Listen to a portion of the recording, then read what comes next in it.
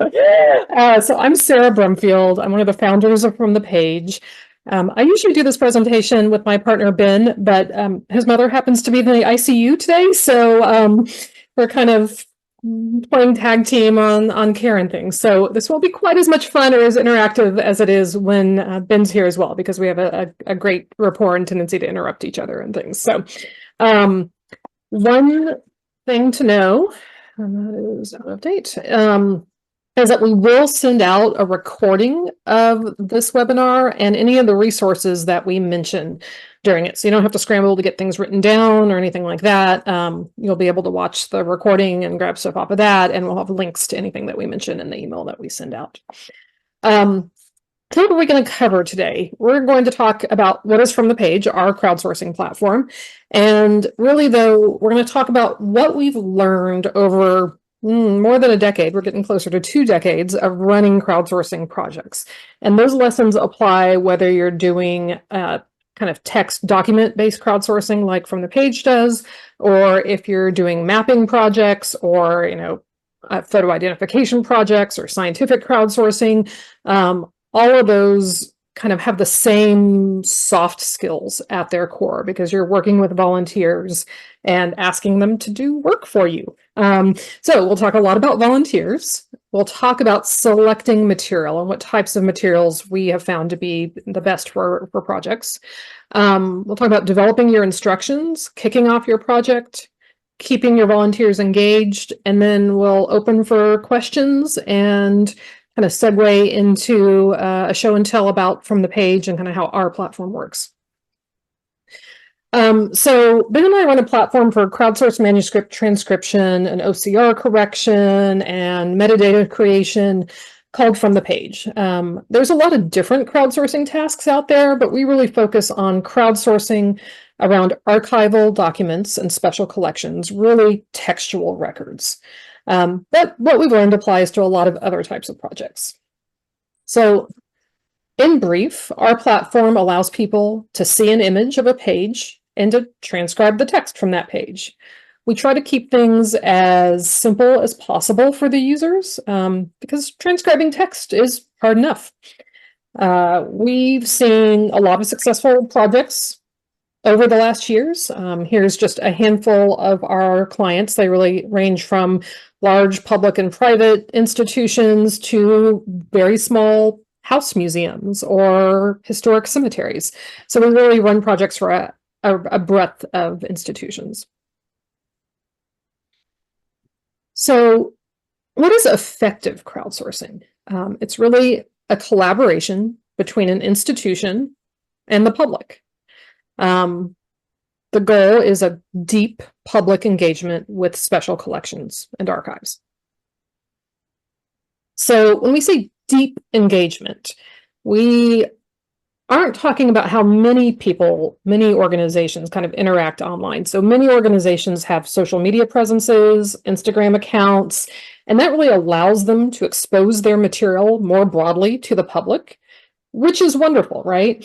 But one of the challenges is that the only way the public can engage with that material is by clicking a like button.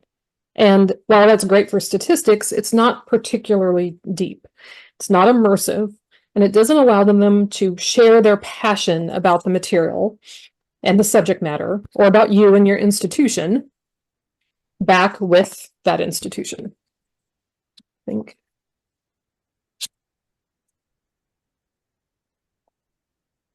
So crowdsourcing, in addition to being about engagement, is about improving metadata for digitized assets in ways that kind of require massive amounts of human interpretation. That doesn't necessarily mean massive numbers of humans or massive numbers of items. It could just mean one person who's really passionate and who's willing to spend a lot of time transcribing a single set of letters or a diary. But that's the kind of thing that archival staff usually aren't able to commit their resources to because they have a backlog of so many things that need just general description and processing. The picture on the screen is actually a project at the Chicago Botanic Gardens, and it's not text heavy, right? This is not a massive task, except that in some ways it is, because it is botanical illustrations. You need someone who can handle botanical Latin genus and species names. Actually, a lot of the text is also in German because the collector and the illustrator was German. So when you stop and you think about the skills that are needed to do a crowdsourcing project with this, it helps if you know orchids, it helps if you know Latin, it helps if you know botany, and it helps if you know German. So that's kind of a massive amount of human effort, even if it's only done with, 1 or 2 volunteers. So when we talk about archival staff and effective crowdsourcing, it's only possible with the guidance and engagement of archive staff. You can't replace staff members and trained information professionals with the crowd. It just doesn't work. We like putting this picture of a puppy up because we say that crowdsourcing is free as in puppy. Like the puppy is free, but there's a lot of work that goes along and some costs that goes along with having a puppy. And similarly, crowdsourcing is free labor, but there's an expectation on the part of your crowd that there's a relationship, there's an engagement, that you will take care of them the same way you would take care of a puppy. So let's start with volunteers, because if you don't have volunteers, you aren't going to have a successful crowdsourcing project, right? I used to have just 1 slide on this, but now I have 4 because volunteers are so important to crowdsourcing projects. So this is a snapshot of just 1 week on FromThePage. It was right after we had hit our 2 millionth page transcribed. And over that week, we had 450 volunteers working on the platform. When we look across a year, it's about 5,000 volunteers. So we want that magic to happen for you to post your material on FromThePage, and for one of these volunteers to find it and to start working on it. We do a lot of work to try to help volunteers find interesting, active, well-managed projects, but it's not always easy. We also send out a monthly newsletter to our active volunteers that feature new projects, but we also suggest, because we know that your best volunteers are often the volunteers that already have a relationship with your institution. They're tied to your location. Maybe they're local historians or genealogists that have a lot of family members from your area. Or they have some, intrinsic engagement with your institution, either because of where they went to school or where they were born or where they live. And all of those things add these extra ties that make people kind of more intrinsically motivated to work on your material. So we suggest you do both, that we do our best to promote your project on FromThePage and in our newsletters, and you do as well. So there's lots of different ways to find volunteers. So this is a picture of the Library of Virginia's volunteers at their annual Transcribiversary. So, okay, Library of Virginia has this super active crowdsourcing program that they run. They have multiple staff members. They do in-person transcribathons. They do virtual transcribathons. So super, super active. So you don't have to do this active of a thing, but I love this picture because it really shows you kind of how diverse all of their volunteers are. So we know volunteers tend to skew older, retirees who have time on their hands or who have gotten really involved in local history and genealogy. But LVA has a lot of students that work with them, a lot of young people, a lot of people that are kind of local to Richmond. So it's fun to see. So what I would suggest you do is you start by thinking, where can we find volunteers? Who will they be? Do you already have volunteers who are working with your institutions? Sometimes what we find is you have volunteers who come in physically and then something happens and they become a caregiver to a spouse, or they become less mobile, or they can't drive, but they still want to volunteer. Crowdsourcing is a great option to offer to those people. Do you have people who are local who are interested? Do you have a local historical society or a genealogist, and can you reach out to those groups, and would they be interested in working with you? Maybe you're deep on a particular subject matter and you can reach out to communities around that subject matter. So for instance, we did an early project with the Yaquina Head lighthouses. They had lighthouse keepers logs for over decades, and they were able to engage with lighthouse fans. Turns out there's a lot of people who are really enthusiastic about lighthouses, and they had those people virtually come in and work on transcribing. When you think about your volunteers, you can also think about what material has been the most popular with your patrons. And think about why it's popular. So this image is a volunteer with the Missouri State Archives holding her grandfather's death certificate. Genealogists love projects with lots of names and vital information. So even if the information is not as engaging as diaries or letters. So we've seen some very successful projects that partner with heritage organizations, especially the Daughters of the American Revolution. Those organizations often have a real volunteering mission and a heritage mission. So they're a great match for these projects. The last thing to realize is that crowdsourcing is something you're not familiar with, perhaps, probably, and it's something your volunteers may not be familiar with either. It's a bit intimidating, right? So if you think through how you can make it easier for them, that puts you in a good mindset for working with your volunteers. But what we see is that volunteers and transcribers get really into this type of work. It's really fun. It's very engaging. The image on the screen represents the most active transcribers on 3 different projects. Projects at the Indiana Archives, the Library of Virginia, and the California State Library. And what you see here is that while the bulk of their transcribers were independent, there were overlaps. So there's volunteers that go from project to project. We actually have one volunteer who about once a month will scroll through our list of projects looking for something she hasn't worked on, and she'll hop in and try something new. It's kind of fascinating. Sometimes she finds something she's really interested in, she goes really deep and contributes a lot, and sometimes she does a page or 2 and moves on. You're like, yeah, not for me. So I think it's okay that you have some volunteers that will try you out, and some will stick around and some will move on. And what we tend to see is you get a lot of kind of tire kickers, and you have, it's kind of the 80-20 rule. 20% of the people who come by and try your project may stick around and become super volunteers with your project. And that's okay, because you don't actually need a ton of volunteers to get a lot of really substantial work done. So let's talk about selecting material. How do you find the best material for crowdsourcing? So volunteers are motivated by a number of things, and not every volunteer is motivated by the same thing. What we like to see is material that can tell a good story, provides an immersive experience, or contains a lot of local history or genealogy. So one thing to look for is material that can tell good stories. So if you get started reading a diary, you want to turn the page and find out what happens next.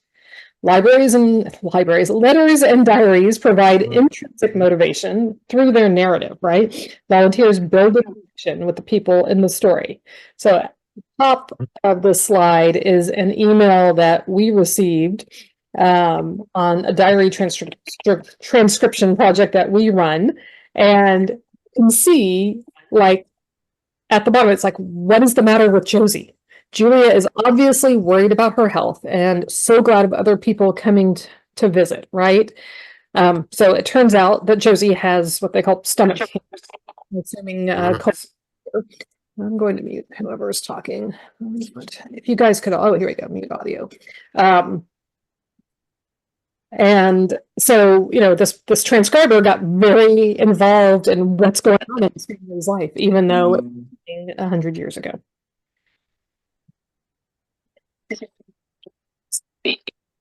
I'm still trying to mute video and it's not working. Kara, if you could mute your audio, we would appreciate that. Thank you.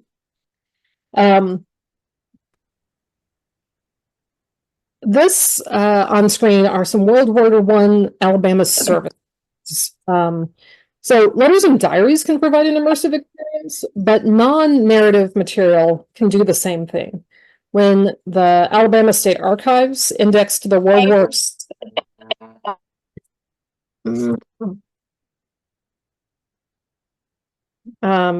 indexed these World War I service cards, their collections were actually organized by county, and as a result, The volunteers got a snapshot of the community in 1918 as they indexed each service member's name. They knew how old they were, where they enlisted, what branch they were in.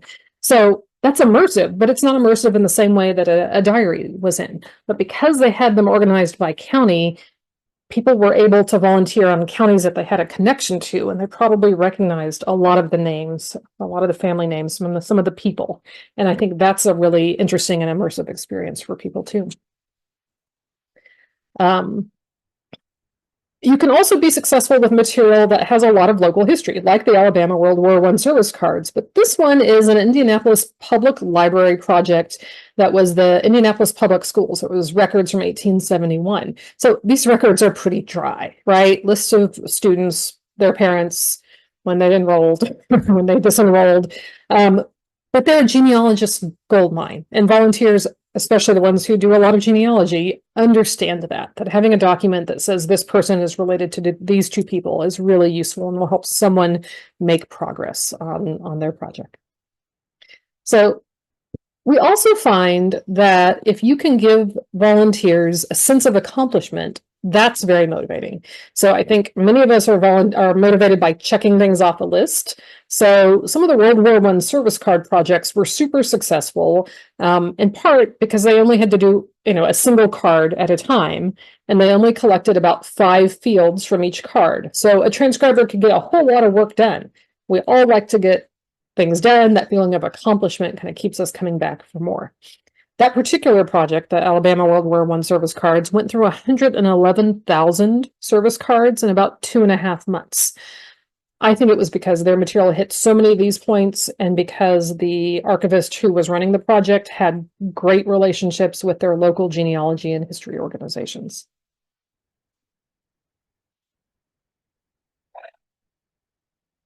So once you've kind of identified your material, the next thing to do is to actually define the task that you want your volunteers to do. For transcription projects, that means giving people instructions on how to transcribe. The minute that anyone encounters a word that's unclear to read, or they hit an abbreviation, or a spelling that's non-standard, they're going to have questions. So we encourage projects to develop transcription conventions that give volunteers instructions for what to do when they hit these things. So we actually show transcription conventions on the transcription screen itself. So it's right underneath the field that volunteers are typing into. Very easy to find if they run into any problems. This example on the screen is from the Wisconsin Historical Society. It was very thorough.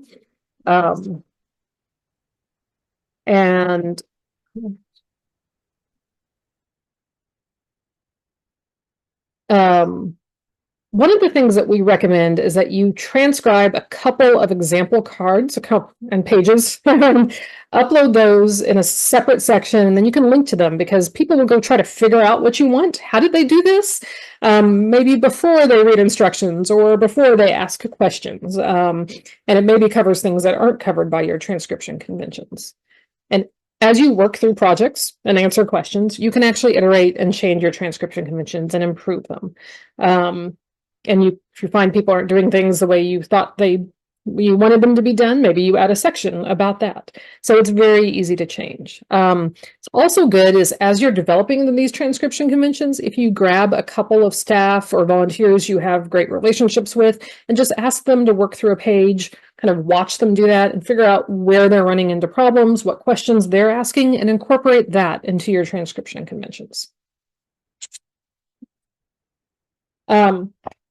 As you kick off your projects, we talked about bringing some people in to help you figure out your transcription conventions, but also having a transcribathon. So if you have the facilities and the capacity, doing an in-person transcribathon is a great way to get a project started, because there are also ways to do outreach, and there are ways to kind of get people over the hump, right? So I mentioned earlier that the Library of Virginia does one every month, but you don't have to do that. You don't have to do a transcribathon at all, but a lot of people do them at the very beginning of a project and bring in people who you think might be leaders within their community. So maybe within their local history society or genealogy society.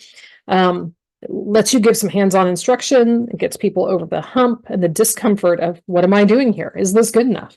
They're able to take that enthusiasm and that expertise back to their communities and enlist other people and encourage them to join in. The picture on the screen is actually a transcribathon at the University of Virginia. It was a Julian Bond transcribathon. So they actually had 3 separate locations set up, and they had people come in and work on the papers of civil rights leader Julian Bond. That was very cool. Transcribathons are actually kind of cool events that local media like to highlight for organizations. So like the New Orleans Jazz Museum did a transcribathon working with French language documents from colonial New Orleans. You can see here on the left a Facebook post, but the Facebook post is not from the New Orleans Jazz Museum. It's actually from the Tulane French department. And they were encouraging people to go to this if they were interested in French at Tulane or in New Orleans. And so, you get this amplified kind of PR about your project. On the right-hand side, you can see a post by a participant at a transcribathon at Corpus Christi College in Cambridge, talking about their experience with learning to read medieval handwriting, which spreads the word even more. One thing we saw, especially during COVID, but that has continued since then, is socially distanced transcribathons, virtual transcribathons.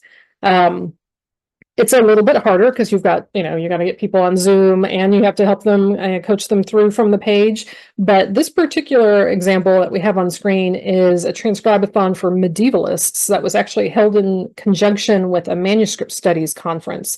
And so a virtual conference. So if you have virtual conferences, doing a virtual event where people get to work together on a project is pretty cool because you've lost some of that interaction. And so you can bring that interaction back by doing projects like this. This project was a 3-day long event in between sessions at this conference, and I believe they transcribed on day 1, they edited on day 2, and they prepared for publication on day 3. So they got a lot of work done in a really short period of time by having a lot of people work together.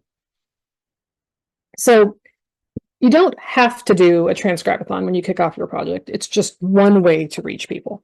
But you should definitely do some outreach and some marketing. If you have existing outreach venues, mailing lists, social media accounts, you should definitely use those to mention or push your project. There's actually been a paper published recently talking about where the best volunteers come from.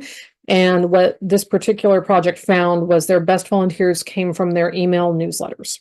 So if you have one, I would encourage that one as your kind of go-to first place to do some outreach. If you're a public library or a public institution, maybe you can have flyers by a checkout desk or as you walk out the door. You can also look for subject matter enthusiast communities, right? People who would be interested in your material and might not be local, but what we find is that expats, people who leave home, are often the ones that have the emotional connection, really miss home and would do things to try to have that connection back. You can also find groups on Facebook or on Twitter, or sorry, we don't call it Twitter anymore, or on Reddit that are enthusiasts about a topic. And those are great places to mention and promote your project. We actually have a whole post that we'll provide in the follow-up email about how to find organizations. We've also seen that local news channels, both print and television, pick up on these projects because they're interesting, they're visual, and you've got cool documents, you have people they can come in and take pictures of, and they're feel-good stories, right? They're a way for the local community to contribute to your mission of preserving memories. So this is actually coverage by the local TV station of a project from the Seattle Municipal Archives. This is Jeannie Fisher, who was the archivist who ran that project. And I just think this is such a beautiful shot, right? You've got all the municipal archives books in the background, and you've got, these old documents in front of her. So made for great TV. We've also seen great print coverage. So when the North Carolina State Archives launched their Colonial Court Records project, they had coverage in 2 large newspapers. So it happened around the holidays, slow news days, and it brought in a lot of interested volunteers. Those days were actually the highest number of visits to FromThePage's website that year. So, reaching out to your local newspapers, especially with something that they can prep in advance and run on slow news days or run when everyone else is at home on for holidays is great.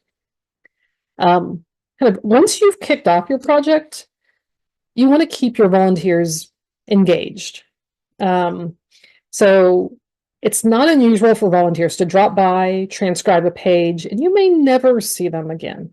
We have a couple of suggestions for keeping those volunteers engaged, because the more you can keep, the more you'll accomplish. So the first thing we recommend is that you welcome new users. We send out a note every night to each project owner, telling them what's gone on in their collections over the course of the previous day. So you'll see something like the screenshot on the bottom that shows you the name of someone who joined your particular project. You can also go to our collaborator tab and from the page and see people who joined. And if they've opted in, you can grab their email addresses, send them a stock email. Tell them what the project is, what the purpose is. Volunteers really like purpose. What the transcribed material is going to be used for. Give them links to any training materials. You can link to your help tab and your transcription conventions, and include how to contact you. You want them to be able to ask you questions or share something cool that they found, or see if they can bring in a group of 20 people to help you transcribe. All those things you want them to be able to find you. So make it easy. In addition to welcoming new users, that overnight email includes comments and questions from your collaborators, from the volunteers who are transcribing for you. So every transcription page on From the Page has a place at the bottom for notes and questions. The email and so that's kind of on the left. You can see this interaction with a volunteer named Olivia. She's like, there's a lot of activity around a hack. They clean it, they paint it, they varnish it. It would be helpful to know what a hack is. And what's great is the Friends of the Yaquina Lighthouses got this overnight email that included this comment, and they hopped on and they acknowledged it. They're like, I have no idea what a hack is. I tried looking up hack or hatch. My coworker was wondering if they meant shack. It's quite a mystery. We'll keep asking around. Nice find. And then they came back the next day and they're like, we figured it out, right? It's if you're cleaning, painting, and varnishing something, then maybe it's a small boat. And so they looked up hack boat, and yes, there's a general purpose, boat, and it would have been used, that phrasing would have been used in that time. So, you get this interaction with your transcribers. There's actually another cool thing we saw on that project, which is there was an entry about a lifeboat landing, and the volunteer who transcribed it tracked down the fact that a coal ship had blown up 200 miles off the coast of Oregon, and this lifeboat was from that ship, and half the people on the lifeboat died, and they'd been on the lifeboat for like 2 weeks. It's one of these really interesting and tragic stories that the lighthouse was able to kind of turn into an exhibit because they had this snippet from the lighthouse keeper's logs.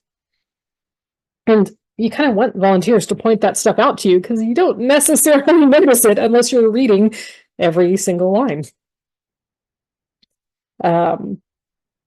So one of the other things that we really recommend is, and we give you in From the Page, a way to include this at the bottom of every page of your project, is your contact information.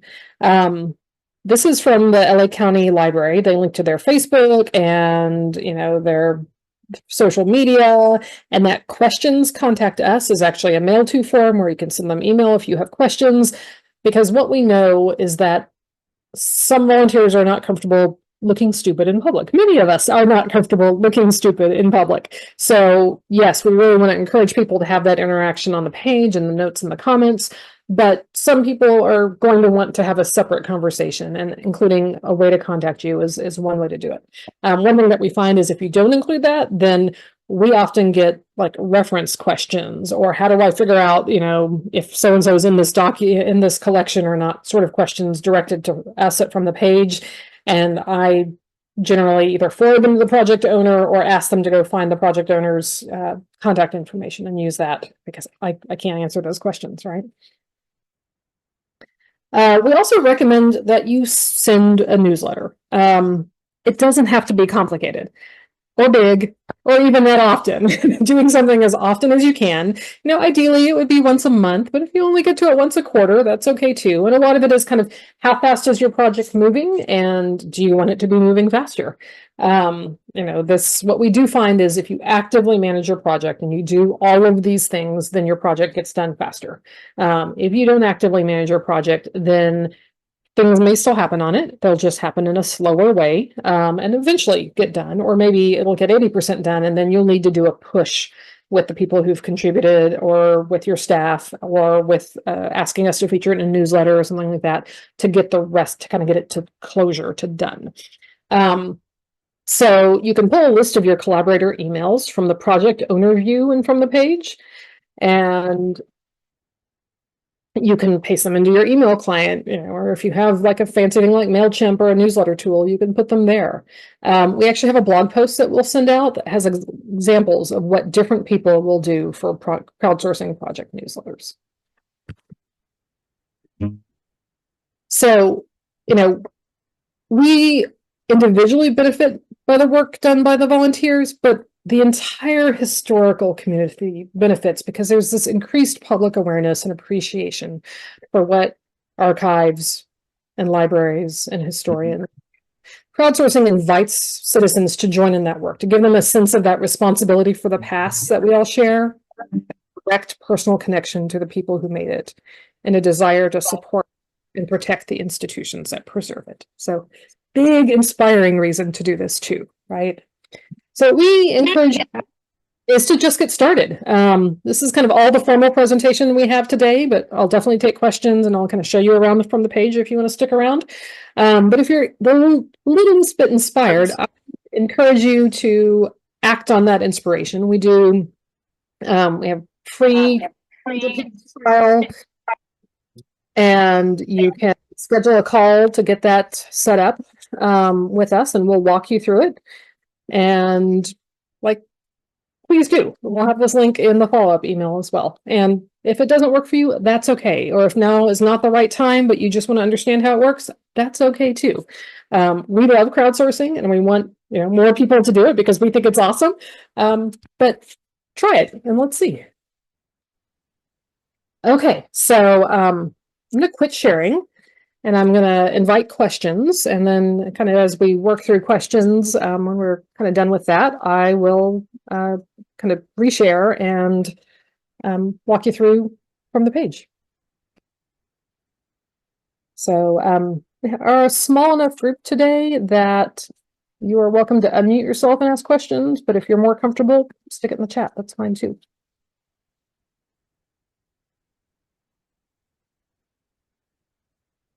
Hi, Sarah. Mark here. In your various projects, you see people entering data directly into so the metadata to some artifact, entering that directly into a library and archives information system, or is there typically an intermediary where they're just entering the data, which will ultimately be exported to? Yeah. So the only system that we push anything automatically to is Content DM, because that system has an API that we can pull material in from. And so if we pulled it in from Content DM, we have enough information to correlate back out to Content DM.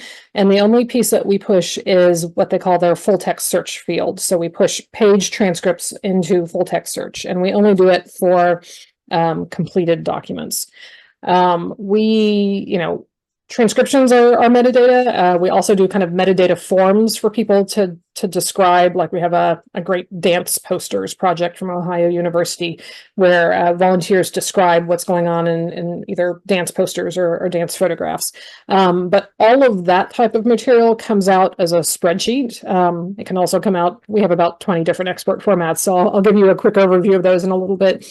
And then you can take that spreadsheet and, decide what to do with it. There's also a lot of review features that kind of help you review the material that volunteers are entering and make changes, approve it, that sort of stuff. It's kind of up to you. There's kind of 3 different levels of that review, because we find, it does take, volunteers can do some review, but it's not as much fun as transcribing. So there's kind of a balance between how much staff time do you put into review and what level of quality do you need. Thank you. Do your organizations find that they have routines around quality control? Do we allow for marking pages for staff to review when completed? So yes, absolutely. So kind of the 3 levels of review. So the first level is volunteers can basically check a box and say, this page needs review. It's basically raising a hand saying, someone else look at this, please. Those pages are available for anyone to review and help out on. There's actually a button that helps you get to them. The next level of review is as a page is saved, they're all marked as needing a review. And so kind of everything as it gets completed gets marked as needing review, but anyone could do that review and approve it. The third level is the same as the second, except that the only people who can review and approve pages are designated staff or staff members on the project and designated volunteers. So, one thing that we've seen work pretty well is you take a super volunteer and you promote them to reviewer. So there's more responsibility and some ego involved because the work is, it's important, but it's less fun than just doing the transcription is what we found. We've also found that if you are working with like a heritage organization, like the Daughters of American Revolution, the Archives of Michigan did a big project with them, and they did a lot of the transcription work, but when they ran out of transcription work, they were happy to review each other's work because they were kind of competing for volunteer hours, but also because they understood the importance of high quality material. So.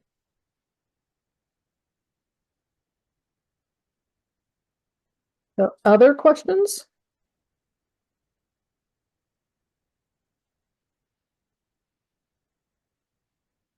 Just wondered, so I haven't run a crowdsourcing project, but I know on some platforms, maybe Zooniverse, or for certain tasks, you can have 3 people do the same task, and then you have an automated way of selecting the correct output or the best output.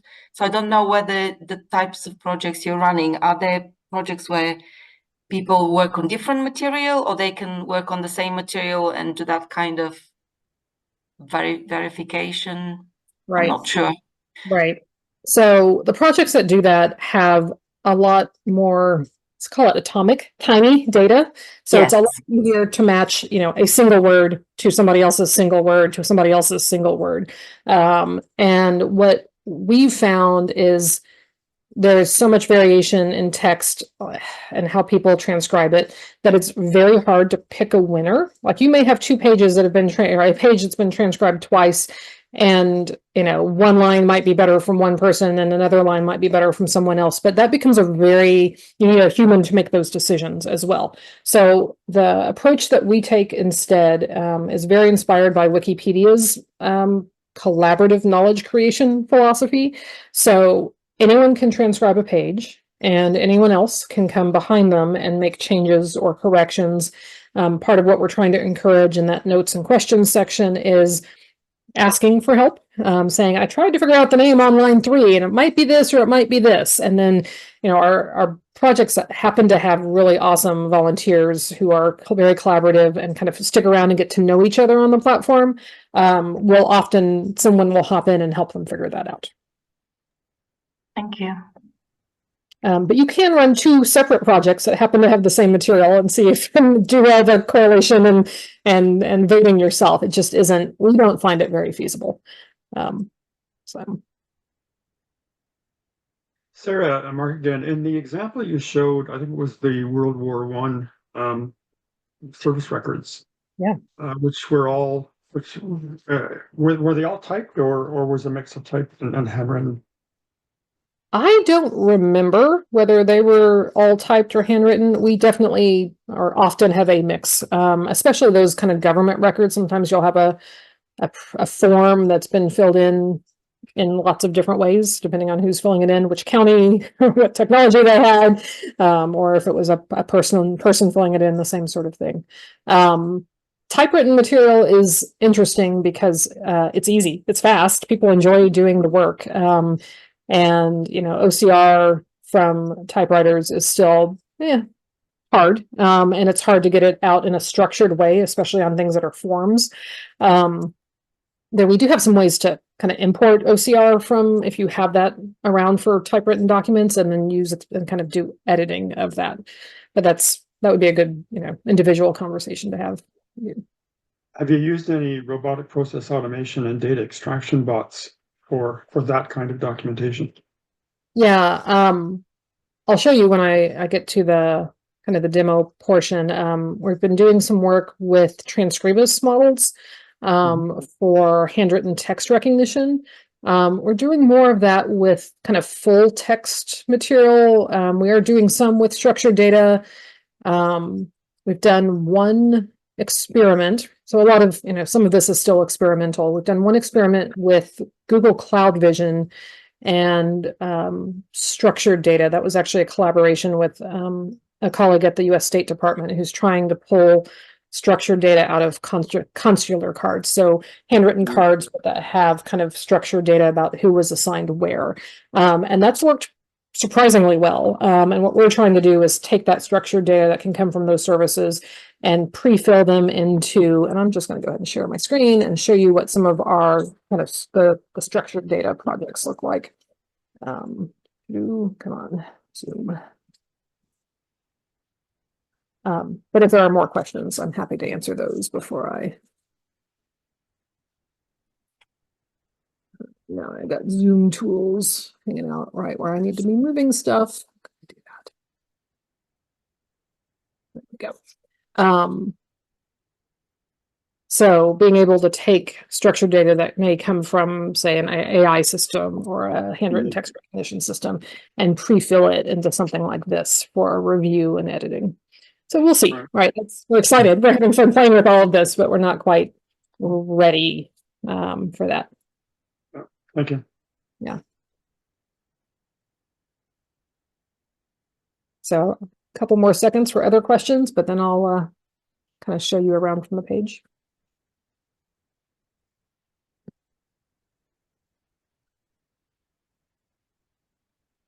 I have a question. Is there any way to not only transcribe, but also mark up the text at all? So I'm hoping that we'll be transcribing a book of hours in our library, and it would be nice to be able to like mark up, say, a size 4 initial, a size 2 initial, or colors or things like that. Right. Yeah. I will, when we get to the end of the demo, I will pull up some documents that are more kind of documentary edition style documents. We have a set of tags that we support that are, can be exported as TEI tags or as HTML tags. You can also type tags in that are ones that we don't support, and we'll at least do the syntax highlighting for, you didn't close out this tag and things like that. So I'll make sure I get to that, but if I don't, remind me, and we'll do it kind of at the end there.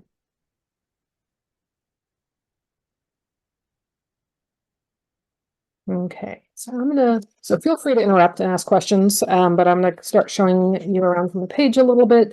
This is our basic transcription screen. You've got the image on the left and you type what you see on the right. We have a lot of different image tools, so you can rotate the image, which in this case actually is helpful. You can actually pop the image out to a separate window and drag it, maybe if you have a second monitor. You can make your transcription screen window much bigger, or your image window much bigger. We have some kind of image, brightness and contrast and thing to zoom tools as well. And then kind of as we had talked about earlier, we have transcription conventions that are at the bottom and a help tab that you can go to and a place where notes and questions show up. So, and then sometimes those notes and questions are actually discussions, which is kind of cool, a place that you can put your footer. In addition to kind of that full text transcription, we have, I'm actually going to go here first, what I was just showing, which is what we call field-based transcription. So you can set up a form with some controlled vocabulary. So in this case, they have counties, months, different types of forms that match your your form, and you can ask people, can actually put instructions kind of interspersed with the material to kind of give people specific instructions around particular forms and stuff. So that is interesting because all of these come out. So we do many different export formats, but one of the ways these will come out is as a spreadsheet, and we'll have whatever metadata we know about the individual image. We'll have it's from the page and for references and IDs, and then a row for every one of these fields that you've created. The other type of structured data transcription we have is just a variation of that field-based transcription, but it is also, you can include a spreadsheet. So this is a project at the I think the Tennessee State Archives, and it's a legislative petition, and so they've gathered some kind of things that apply to the whole page at the top of here, and just a couple of forms, but then they've asked people to transcribe in the spreadsheet. And so what's interesting about this is every line becomes a record. When you do an export, we export all of these as a separate line, but we also take all of that kind of front matter or bottom matter that you've done, and we kind of propagate it down to every line of the spreadsheet. So people do really interesting things with that. The Library of Virginia actually does a number of projects under the umbrella of Virginia Untold. So there were these requirements before the Civil War for free Blacks to register with every county, and so they've taken those registrations, ask people to transcribe them and turn them into structured data like this. Then they've been able to export them, and they publish them on the Virginia Data Portal for historians or interested people to do analysis on. So I think that's a really cool kind of use of crowdsourced transcription. Let's see. So I also was going to show a little bit about kind of getting material in and getting things out. So when you create a collection and from the page, you can import in, that's interesting, lots of different ways. So probably the most common is to upload a PDF file of images or a zip file where every folder represents a document, and each folder has all of the pages as images in that folder. But we also support a standard called IIIF. So a lot of digital asset management systems support IIIF. You just plop a URL for a document or a collection in here. You hit next 3 times and select a couple things. And we actually can pull in references to those images and not actually have to upload them and process them and store them. It's really wonderful and great, and it's a great standard. As I kind of mentioned earlier, you can import from Content DM, and you can import directly from the Internet Archive. Maria asks, is a copy of this video going to be available? Yes, we will send a recording of this video out in the next day or two, probably by Monday. So you'll have a link to that.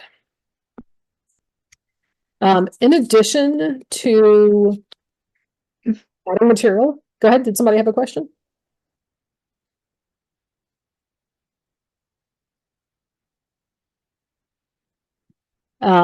Everything can be exported. This export tab is only available to project owners, but you can also enable a download tab on an individual work basis if you want researchers or transcribers to be able to download PDF or Word versions of documents.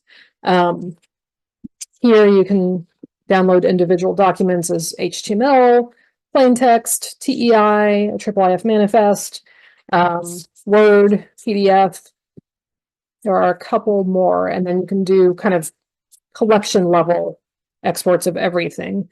HTML, plain text, lots and lots and lots. And if you need an export format that we don't have, please talk to us about it, because our philosophy is we want to make it easy to get material in and super easy to get the work out. So lots of different things going on there. Let me show you a markup project, which someone asked about. I forget who. I'm sorry. I'm sorry. Let me go to my dashboard and find one of those.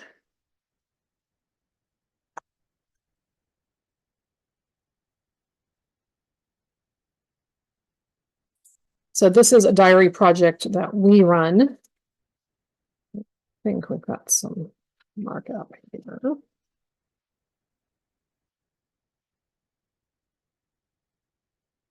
No, this one does not actually have our markup buttons. I'm sorry.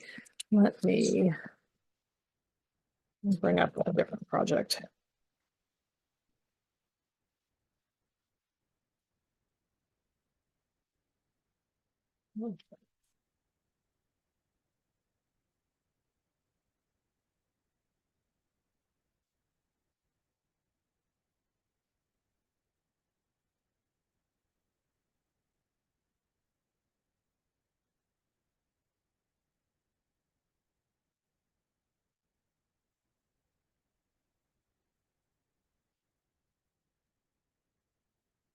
Okay, on this particular project, you can see, transcription happening, but we also have all of these buttons across the top, and we have maybe about 20 buttons that you can choose to turn on.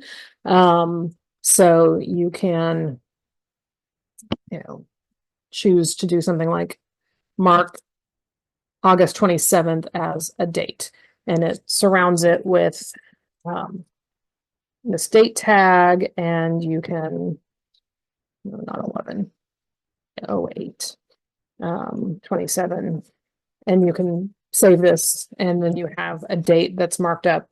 When you do exports, it'll come out in TI compliant date tags. And that works the same for footnotes and gaps, strike throughs, superscript, unclear. There's a lot of different ones. And we just convert kind of how we're tagging things into, standards appropriate tags for either TEI XML or HTML. One of the other types of markup that we do is wiki style subject linking. So you can go to do with Brumfield here.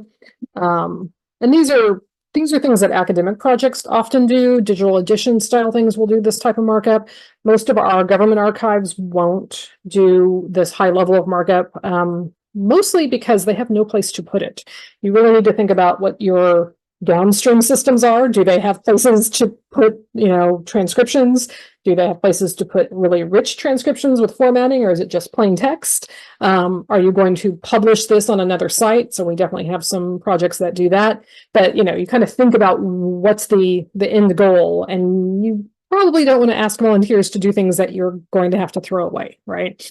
The way we look at it. So if I look here, you can see that there are a lot of words that are underlined, and those words actually are linked. So snowy is linked to snow. Josie is linked to Sally Joseph Carr Brumfield. So if I click on her, I can see every page she's mentioned on.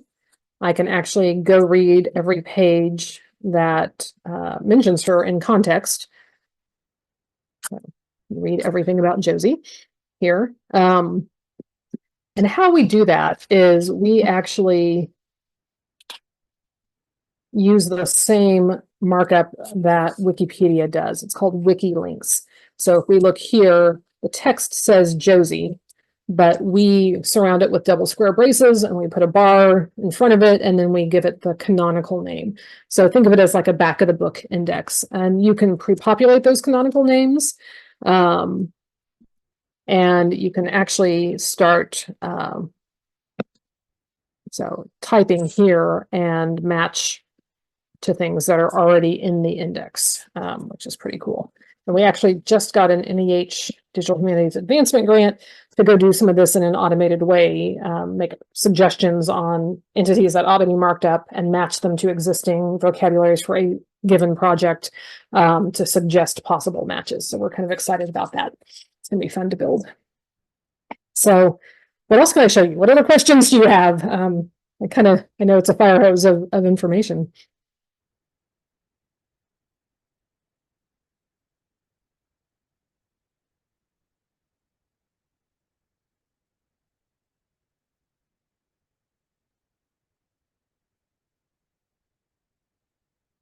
Okay, I'm not hearing any questions, and we're almost out of time.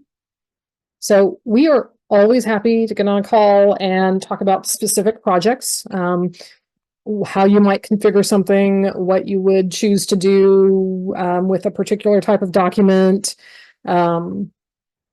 what your import formats are, where and how you might want to export it. All of those types of questions that are kind of project specific, how you might want to configure field-based or spreadsheet-based or not. All of those are project specific, and we enjoy brainstorming how to go about it and how to go about finding volunteers, who your transcribers might be. If you want to work in a classroom or with a research group, we have a lot of projects that do that as well. So we're happy to rap about your project.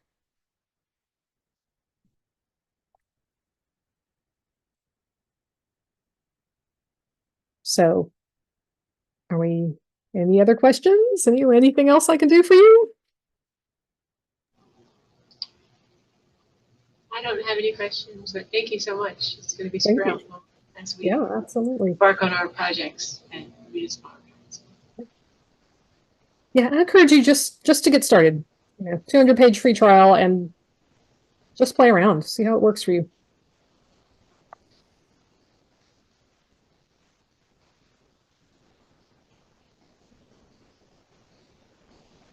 Thank you so much for this.